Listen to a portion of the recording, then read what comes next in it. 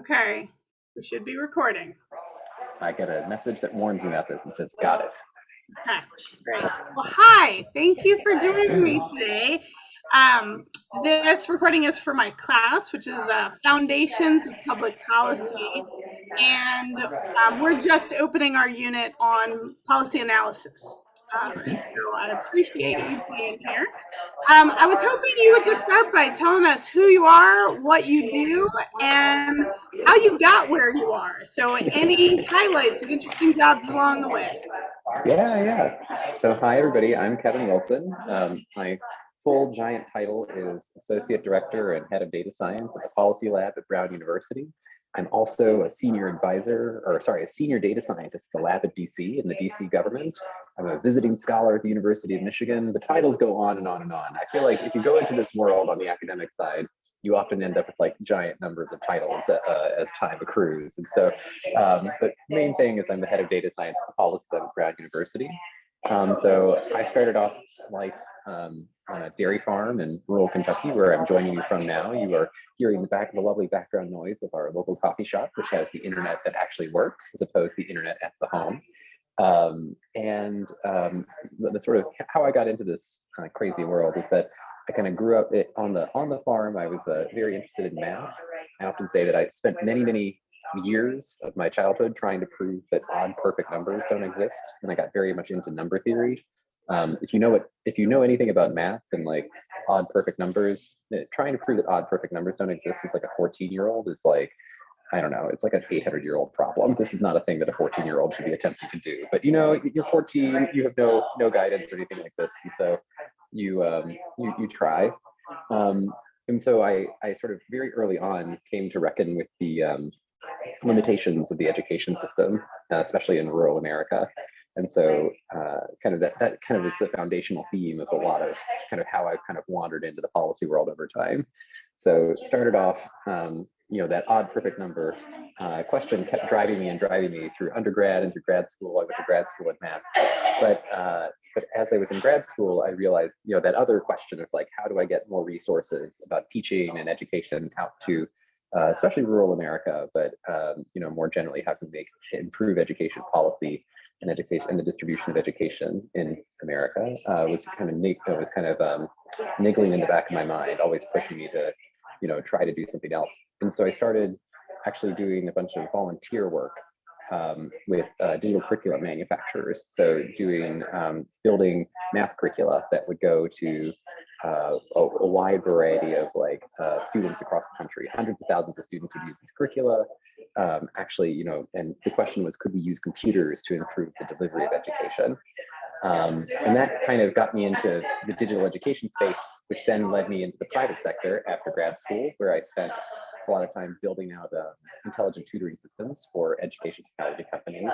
There, I was going for scale, trying to help millions of students at the same time, and trying to deliver these educational interventions to students through these like giant platforms.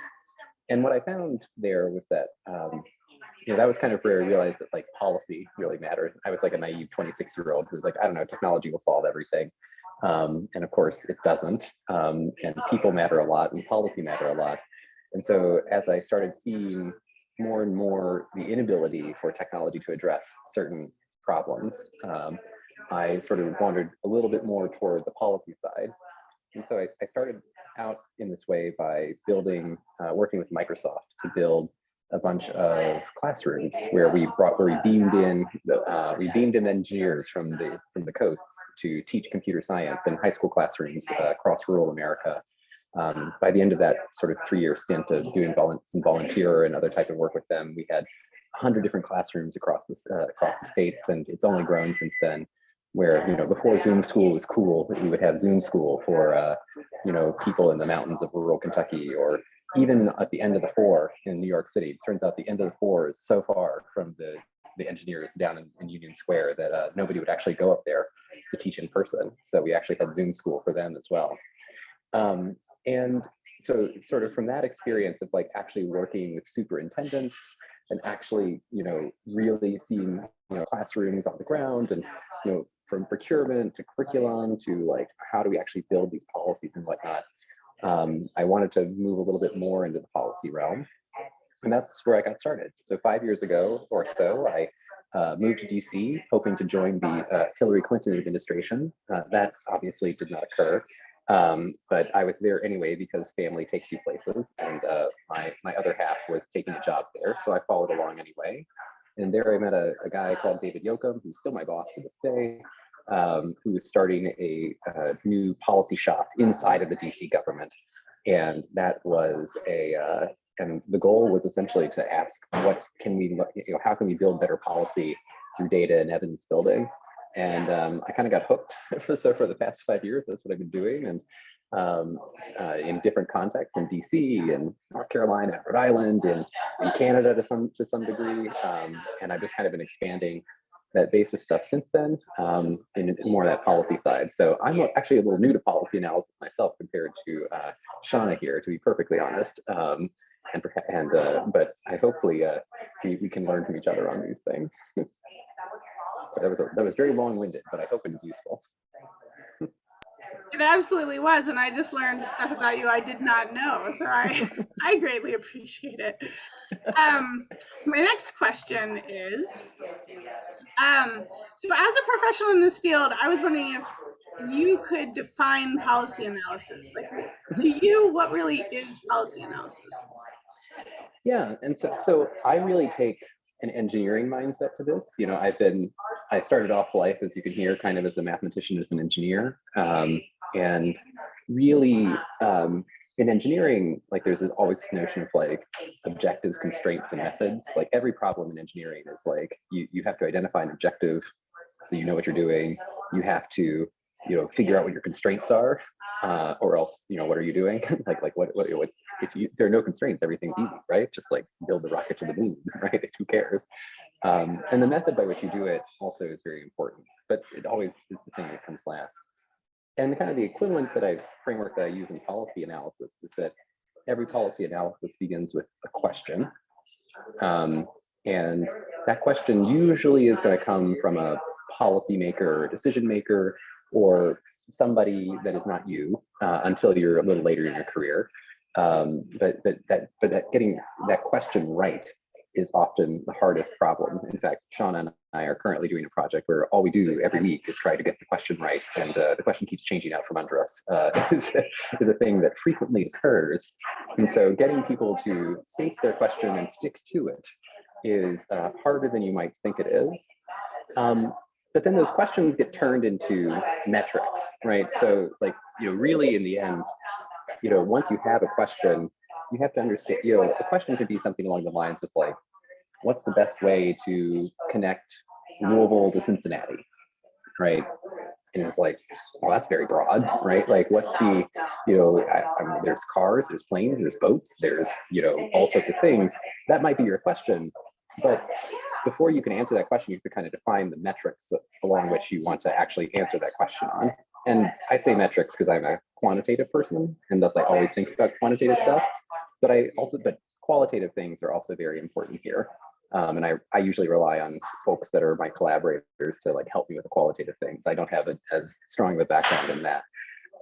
But metrics, but things like political satisfaction or things along these lines might actually be very important to the metrics that you use in trying to answer that question. And finally, the kind of third part to policy analysis, once you have that question really locked in, the metrics you want to like turn the question into, there's the problem of measurement. And metrics and measurement are actually quite different. Measurements are the concrete realization of a metric, and they may have all sorts of problems. They may be noisy. They might not be very accurate. You might not be able to measure a metric, right? Like, there's all sorts of things you might want to do, but you literally cannot do it for some reason or another. Can I ask you to give an example of that? Yeah, of course. So an example might be something along the lines of, well, actually in our field, like what Shauna and I work on a lot, we want to know, we might want to say that we want to get people back into the workforce faster after losing their jobs. And so there might be a program that is introduced to do such a thing. And we want to know whether or not that program is going to cause people to come back into the labor force faster. So our metric is going to be, get people back into the labor force faster. Say. So many others you might want, maybe you want them to have better jobs, right? Maybe you're willing to trade a little bit more time out of the workforce for a better job later. But say we want to focus on that, will they get back into the workforce faster question? You can't know that until you do it. Like literally, you can't measure that a priori. You must implement the program in order to know whether or not the program worked, right? And so that's like a classic example. That's like the one that comes up the vast majority of the time, right? Like you can't, you don't, I think Nancy Pelosi has the famous line, like, we'll know what's in the bill when we pass it. This is basically like all of evidence-based policymaking is like, we'll know what the policy works when we actually implement it. So that's like the classic example. But there are other ones as well. So for instance, say, they're kind of more precise metrics. Say like you want to measure, an objective or a policy question might be, is our children learning, to quote our venerated president many years ago. And you might want to use standardized test scores to do that, right? But learning has many different dimensions, right? And standardized test scores can really only measure a few of them, right? And in the educational literature, there's this notion of construct validity, where it's like, is the thing that we're measuring actually the thing we want to measure? And so the measurement that we can take about learning might be this like very like poor version of the metric we actually want, which is some sort of like notion of increased knowledge. But the version of knowledge that we get is this like hyper projected via multiple choice questions or via like very standard essay questions. And so there's different ways that like that measurement problem can arise, either from like literally we can't do it, like you have to implement it to actually see what's going to happen, to you might get these shadows on the wall of the metric you actually care about, which the shadows are useful, but they aren't necessarily, they're not the thing.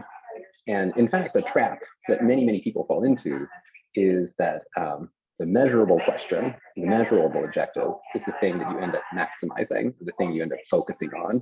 And policies in particular often dance around these measurable questions, these measurable objectives.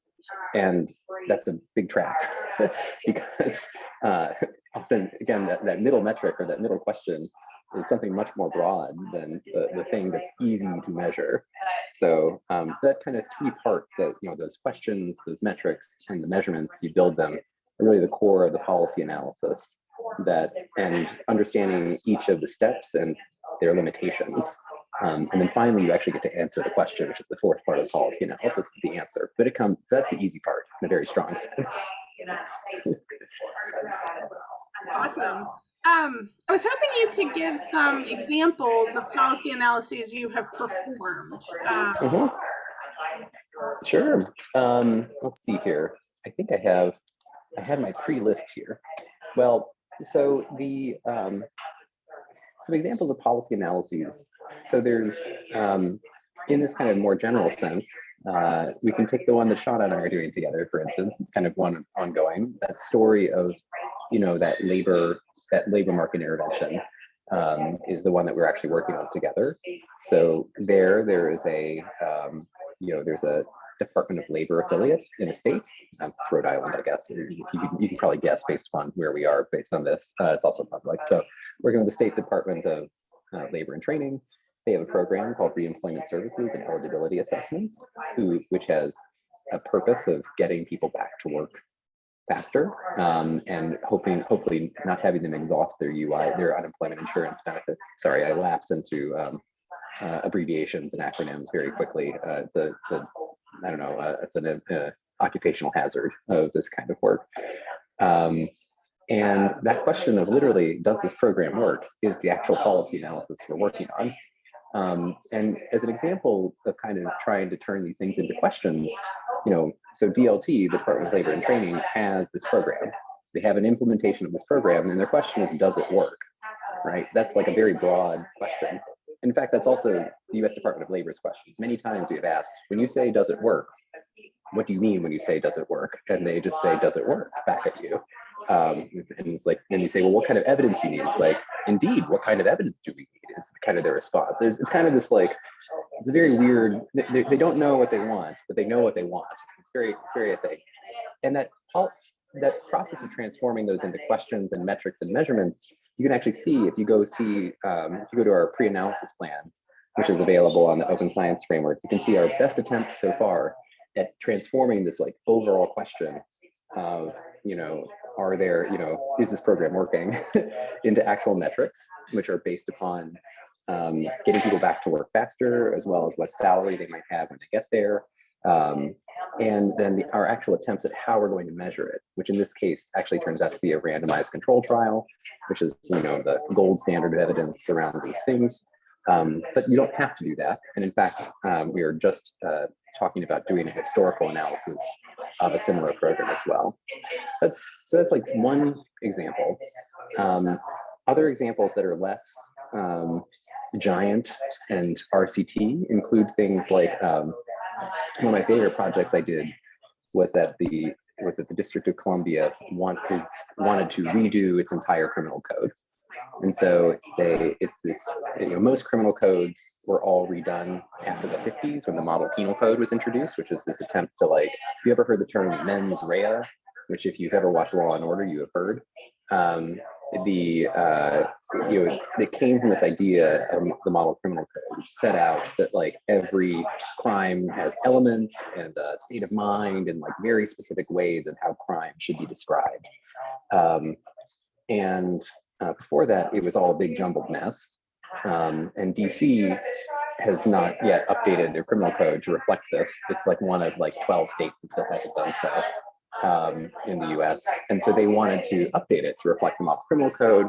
And at the same time, understand that they wanted to cut out redundant offenses. That criminal code is filled with 18 different ways that you can put people in jail for carrying a gun, which, maybe is good, but also is very bad because it gives prosecutors too much discretion in many ways. They can choose whether or not to you have to put them away for 100 years or 0 years, based upon how they choose to charge these things. There's such a wide variety of discretion. So the council wanted to tamp down on that kind of problem. And the first question that they asked was, well, how is this code being used? Are prosecutors doing this? What are the crimes that are most commonly used and everything else? And so again, there's this question, right? What's the best way to rewrite this criminal code such that we don't really change anything, but do clean it up in a certain set of ways? And that certain set of ways, again, very difficult to get people to enumerate, but you can. And then you turn it into metrics, right? So where I came in was turning this into really understanding criminal cases that have been filed in the past 15 years or so, and really turning it into what crimes were most commonly used, what crimes are most commonly used in conjunction, what were the typical sentences that came out of that? That's actually a really hard question due to the way that sentencing works in the United States. And producing this giant report where it's the measurements out of that were the actual, simple little descriptive statistics, right? So measurement there was really direct. It was here is the data from the courts. I will describe it, and it's means, medians, and modes and some graphs after a lot of cleaning, and produce a giant report for you based on this. So there's the kind of full spectrum of here's some data that be very responsive, and all you have to do is if you ever open pandas or R's data, it's dot table or dot pivot table or whatever is mostly what you do, to this giant multi-year giant RCT that involves millions of dollars and at least 8 people on a call every week to make sure nothing's gone off the rails, and huge amounts of coordination. And they really can span the gamut. And that's just the quantitative side. The qualitative side is a whole other thing. That's 2 examples of policy analyses that I quite like that I worked on. Now, I'm just wondering, you say you got the data from the courts. When you got the data from the courts, what does that look like? How is that boxes of files? Is that they actually gave you a spreadsheet? What does getting the data from the courts look like? Well, to preview the other set of questions you gave me, which I think number 3 was what turns you on, and I said the answer to that was somebody telling me the DUA has already been signed was going to be a response to that. To preview the answer to that, yeah, the data coming to you is a very a whole thing. In the case of that court system, they used a system, most courts use one of, I think, there's like 3 or 4 different vendors for doing court case management. And everybody calls them in each branch of like agency and government, there's a blank MS, a blank management system, and in the courts, it's usually called the case management system. So the case management systems, there aren't that many of them. And so it was actually pretty easy in this case for them to just run some SQL queries. And I always ask for the SQL queries. Never let your partners get away with not giving you the SQL query if you can avoid it. But yeah, they sent me literally just like giant CSVs, essentially, of the data in this case. That's not always the case. This happened to be because all we were focusing on was the courts. There's a lot of, and the courts had basically since 2005 or so been using this system. They had like migrated to a computer-based system around then. But that also meant that we could get basically nothing pre-2005. That was literally on paper. We could have gotten it. It's all in some warehouse somewhere. But it is not uncommon that the real version of this actually ends up being literal paper records, or scanned PDFs or things along these lines. I recommend avoiding those projects as much as possible as you can, because they are you end up spending all your time just trying to transform that data into a usable format. But in this case, it is sometimes necessary. And better for worse, that's what us older folks like to say. That's what interns are for, and so sometimes that's what ends up happening. Perfect. So then I'm wondering, how have you seen how policy analysis is actually used? So once you give the government this analysis, what do they do with it? Well, it very much depends upon the kind of analysis you're doing. So policy analyses can fit into several places in the process. Probably like the 3 major ones that you actually see in day-to-day life are, on the one hand, in advocacy. So this tends to be policy analysis in the legislative branch of government, right? You're trying to get a law changed or a policy changed or something along these lines. And they're usually very comparative, very qualitative, very retrospective, so sometimes quantitative, especially if you're going to bring in information from, say, other countries or some subset of states or something along these lines. So there's like this advocacy legislative side. There's like a research version of that, which is like one step even farther removed, where it's like, I'm a professor and I am curious about law, and I will write a policy analysis that like is not attached to any advocacy, but I just want to know whether or not something happens, irrespective of any kind of advocacy. And I will note that, like, especially the COVID years have been really weird in this way, because we've gotten this like line of like, just follow the science.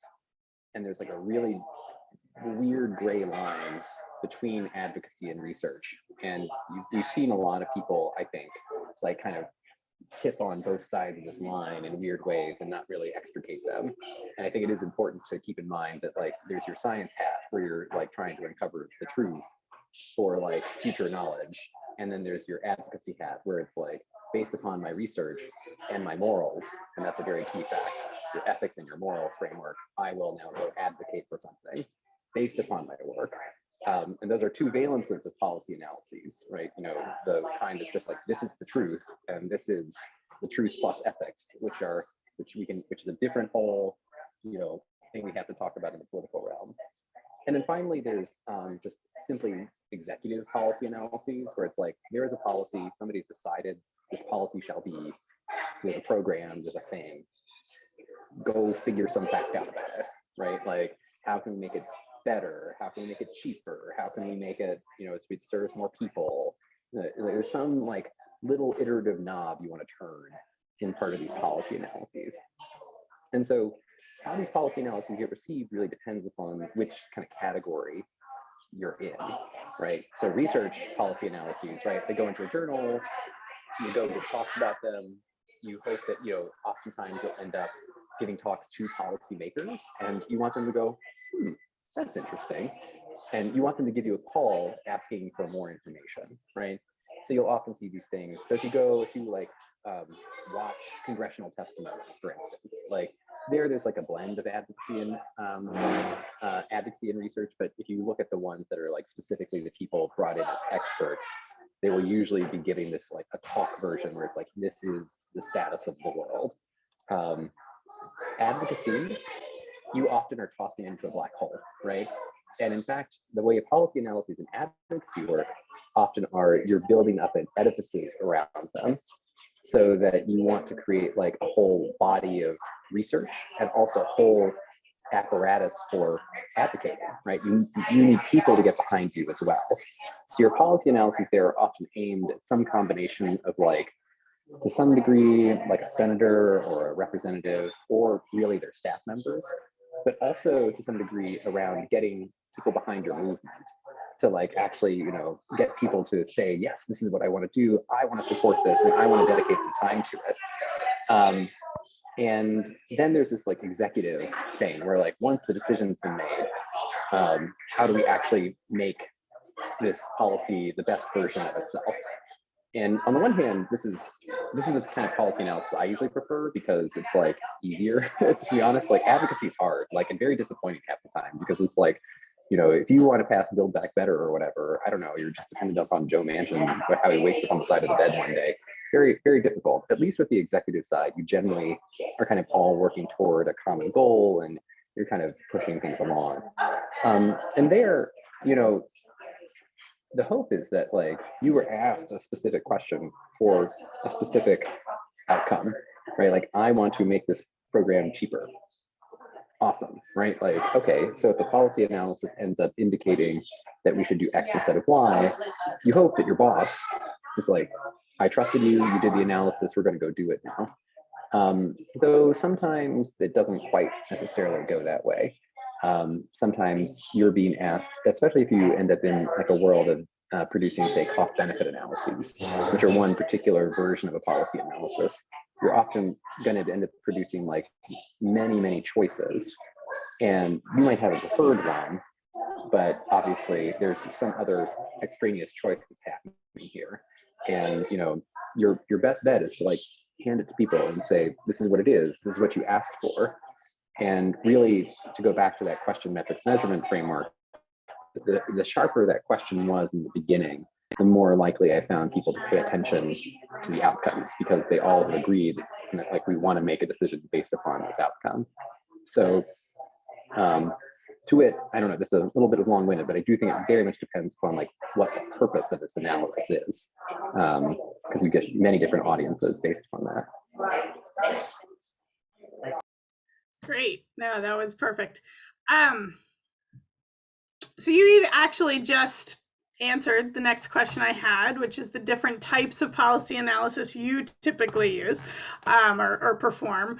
I was wondering though, like, what's your favorite type of policy analysis? Like, if you had your choice of, you know, any kind of policy analysis you get to do, what would it be?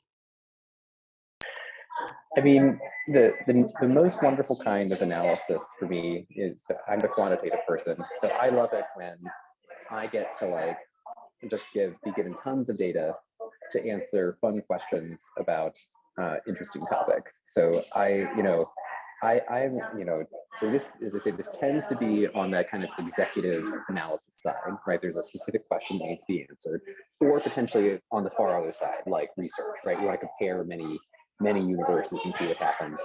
And my personal favorite version, they say, is when all the data gets dumped on me.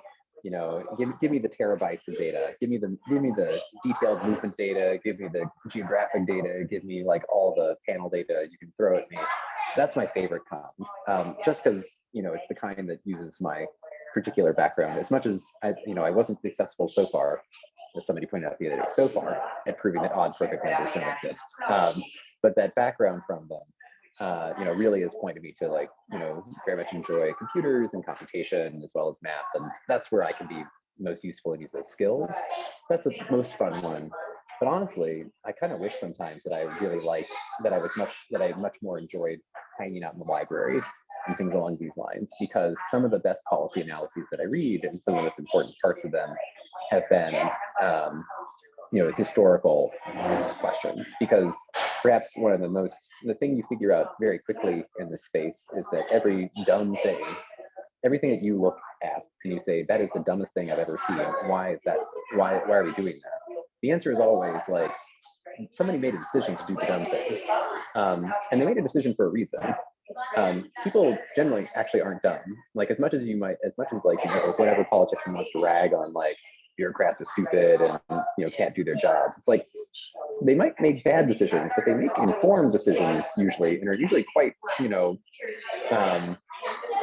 they like their work, right? Like, and they like, so there's a reason they did it. And oftentimes the reason is that like it was the best decision you could make at the time, or there was some other constraint that you have yet to see, right? Like maybe there's a political constraint, maybe there's a budget constraint. It doesn't mean that something can't change, but it's often that, but to fix it might break something else somewhere else, essentially. And you can't know that without like large amounts of historical qualitative work where you wander around and like talk to the community, like what do you think's happening here? Why is this like this? As well as interviewing people who are actually in those agencies who've been there for a long time. That institutional knowledge is a very important piece to bring in, and this kind of archival research, as well as systems design thinking, UX, etc. Those stakeholder management type things are really important to the policy analysis, and no policy analysis that's quantitative can possibly be complete without that section. Hence, I partner with people to go do that work for me because I'm not as good at it. So on the one hand, I love reading those things because it's like reading a little mystery novel. Like, how did this occur and everything else. I hate doing them myself because I prefer to be clickety clacking on the keyboard and things. But they are very fun to read as the little mystery novel parts they are, and critical. Like, never ever implement a policy. Never implement any policy in any context, private sector, public sector, whatever, because you think what is being done is dumb, without understanding why it is being done, because you will inevitably make something worse by not understanding what's going on there. I speak from experience. So that was great. And again, you just answered my next question, which was, when are there times that different types of policy analysis is warranted? And so you kind of got into that, which I really appreciate. I was wondering if you would talk a little bit about randomized controlled trials and why they are kind of, you mentioned earlier that they're the gold standard of policy analysis. If you could talk a little bit about why is the randomized controlled trial the gold standard? Yeah, so the idea of a randomized trial, so question, metric, measurement, right? So measurement is often very hard because it often is confounded, is often the kind of generic term people use. So say, for instance, I want to know whether or not minimum sentences of 5 years for murder. The examples are going to be bad here. Did not plan this out as much as I should have. Minimum sentence 5 years in prison for murder versus the minimum sentence of 10 years in prison for murder. I want to know which of those is better on some metric, right? Like maybe fewer murders, right? Like maybe less recidivism, maybe more societal harmony in some way, survey satisfaction, political outcomes, whatever that metric is. One of the basic problems is that, if like Kentucky sets the minimum sentence of 10 years and Indiana sets the minimum sentence for 5 years, we don't know whether or not any kind of measurement we have that we can compare between Kentucky and Indiana is due to this policy of minimum sentence for murders, or one of the myriad other things that divides Kentuckians and Indianans.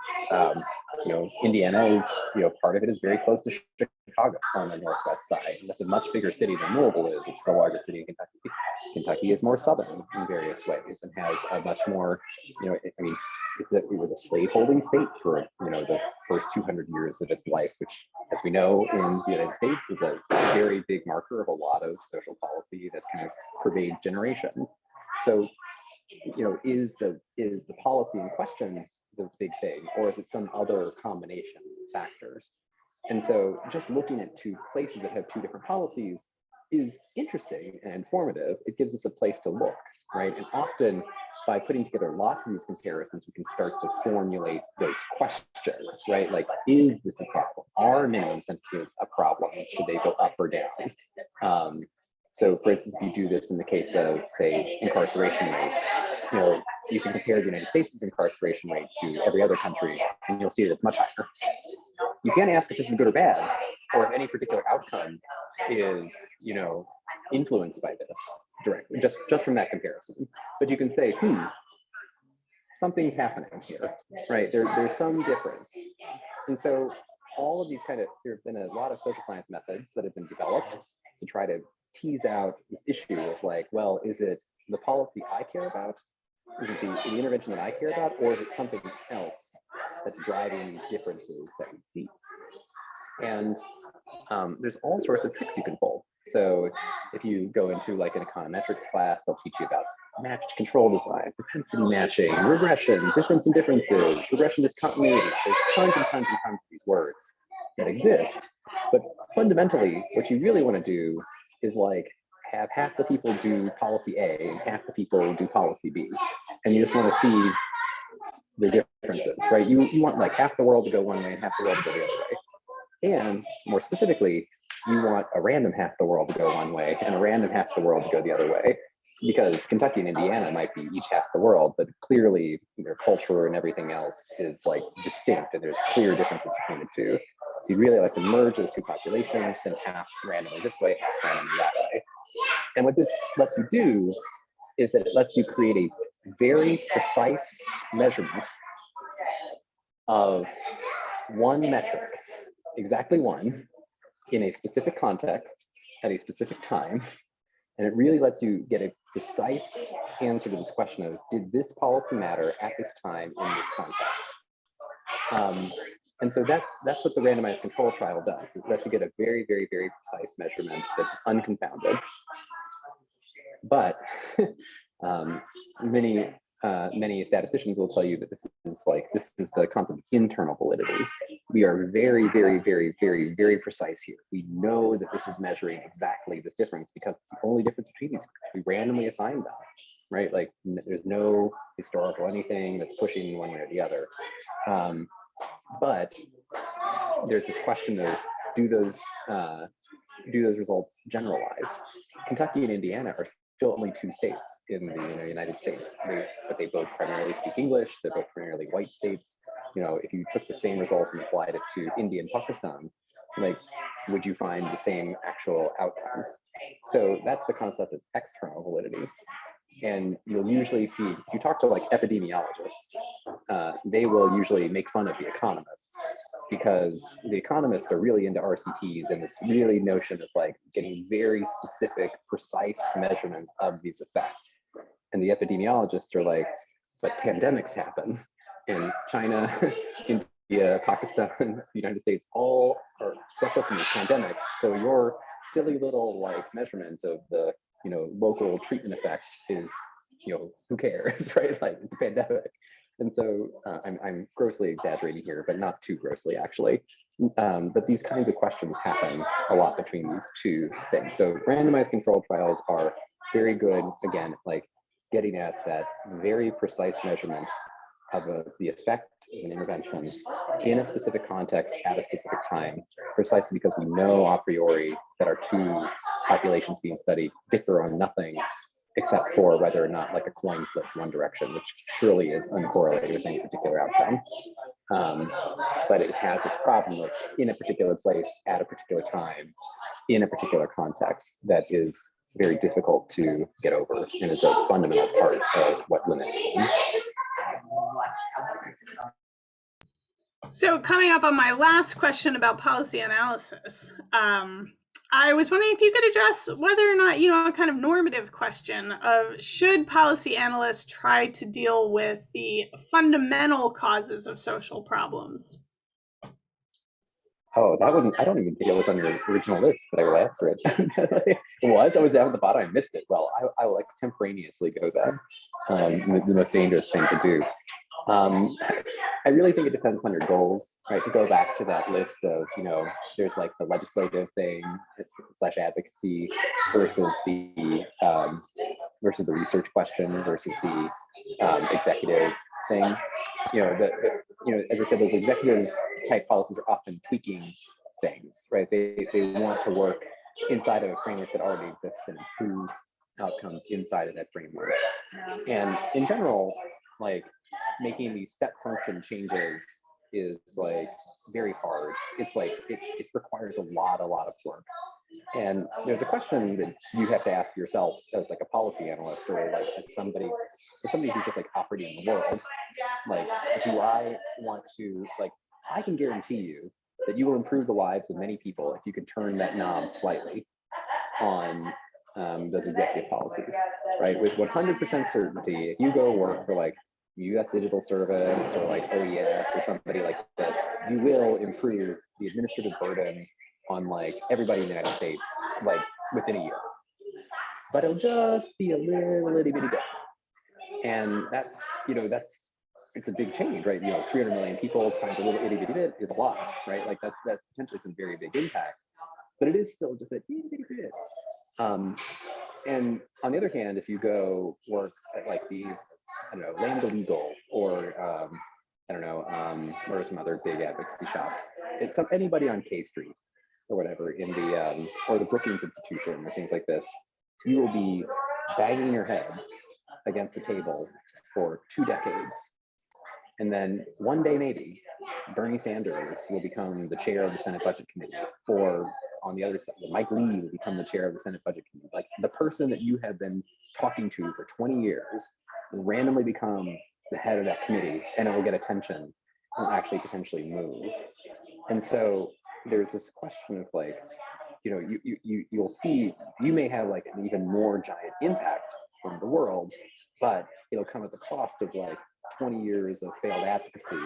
And also, not fail, much like I've not failed at solving the odd perfect number problem. I just haven't yet succeeded. Of like constant frustration. And also, you might not win, right? Like only you only go one direction every generation or so in these things, and only one person's going to be the one who wins.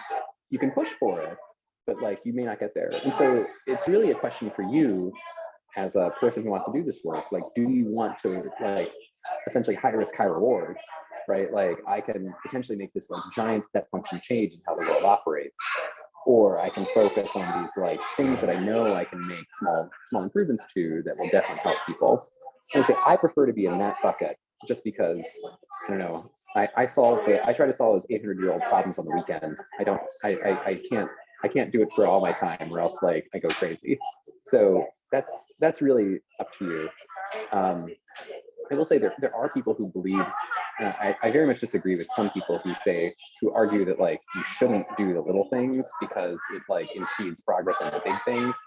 I just will say, put my stake down and say that like I think that's dumb. I don't think it's a good idea at all. That like hastening the apocalypse or whatever is not the best way. Accelerationism or whatever you want. It's probably not the best way to like operate in this world. And so I hope we can coexist whichever way you want to go. And as I say, turning those little knobs are where I like to be. But please, if you want to go advocate, I will very happily on the weekends and on the side, provide you some data analysis or some historical things. But I will not join your advocacy organization because I will go crazy personally. So I actually forgot about these two questions. I know you are a data analyst, data scientist, and you talked about your education to get here, but what are the other jobs at a policy analysis shop like yours? So if someone's not into quantitative data, is not going to go into math, Is there still a job for them? And if so, what are the different things available? So at this particular shop, it'd be very hard to exist in this particular shop without being able to like use Excel, right? And I very much, and Excel is like the most brilliant piece of software that has ever been made. It is like the best piece of software. As much as I make fun of people doing like serious analysis in Excel, it's great, right? Like, and so you should, I think that like literally everybody who's doing anything with policy should be able to like manipulate a spreadsheet. So there's some base level of competence in data that I think you should have. I don't think you need to be like understanding how TensorFlow works and doing multiple causal forest, machine learning, inference on econometric method. No, you don't need to do that. But at least being able to like see a spreadsheet, be able to know, what an effect size means and things along these lines. And really, beyond those skills, the kind of big things are having some sort of qualitative chops is like very important, right? And so I have a little bit, but I rely upon other people to like really get me over the hump. But being able to do that kind of archival research, that kind of user experience design is like kind of a newfangled term for like stakeholder management, right? There's always been this component of like talking to people who are represented in the data, but obviously are not the data. And in the end, it's them we're serving, and actually going to talk to them is very important. And so there's all sorts of these qualitative type jobs, which are, say, either historical research, archival research, or they say going out to actual people and talking with them to understand what the problems even are in the first place, that are all very important. There's also, on that advocacy side, like the really advocates, right? Like there's a kind of qualitative process of like understanding how to manipulate a political process, right? Like where are the power players? How do I get in there? How do I deliver my research to those people? And even if you're like a professor, knowing a little bit of how to like get your research into the right hands is a pretty big part of the job. But beyond that, really the two other things that I recommend are one, like trying to develop like a really sensitive bullshit detector, like just as a skill, because a lot of people don't know what they're talking about. And just figuring out ways, like a key skill is to know what questions you can ask people, whether it be about data or about history or things like this, that you can hope to see if they know what they're talking about. Because eventually you can't know everything, so you have to trust people. But knowing when you can trust people is very important. So just that's like the other skill. And also, honestly, like the job of a lot of people in policy analysis shops is like, in terms of like, should I include that reference in that paper? Should I invite them to come speak to the people who trust me to introduce them to people? It's actually a very important job that people perform, and getting to know how to do that well. And then finally, the other kind of skill that's often very common is having at least one very deep expertise, right? As much as I like, I'm sitting here being like, I do labor things, I do emergency services things, I do like criminal justice things. At the core, I actually know the most about education because that's where I came from. And so I really consider that to be my one deep expertise. But you can also really dive deep onto one particular thing and know everything there is to know about that subject. And those people often those are the ones you get called in front of Congress, right? It's like Senator such and such wants to have a hearing about, should we increase the amount of spectrum that's available to 5G providers or something? It's like, cool, well, you call Joanne such and such at Cal State, whatever. And it's like, because all she's been doing her whole life is like studying the 5G spectrum and like the policy around it, right? And you can really focus on that one thing, and you'll be a very important analyst and a very important contributor to the space. And it's a different way of kind of getting it. It's a different kind of data in some way, right? You're looking at like you're trying to bring in everything on one topic and understand it, whether it be qualitative, quantitative, otherwise. So I would say there's I do the data things, but all these other things that you can kind of lean into, these kind of qualitative questions, these these bullshit detectors, these like very deep subject matter expertises are each like a thing that you can really lean into in a lot of these shops. And the last thing I'll say is that just coordination is really important. Probably you're not getting into policy analysis just to do coordination, but that is like the hardest problem of all. And if all you wanted to do all day was coordinate people, like you would probably have the most effective career out of all of us. But it is in fact very, very, I don't know. Anyway. Sorry, I accidentally hit return on my notes, which was the my questions for you, and I did not mean to put that in the chat, so ignore that. I have one last question for you to end Sure. on inside the actor studio.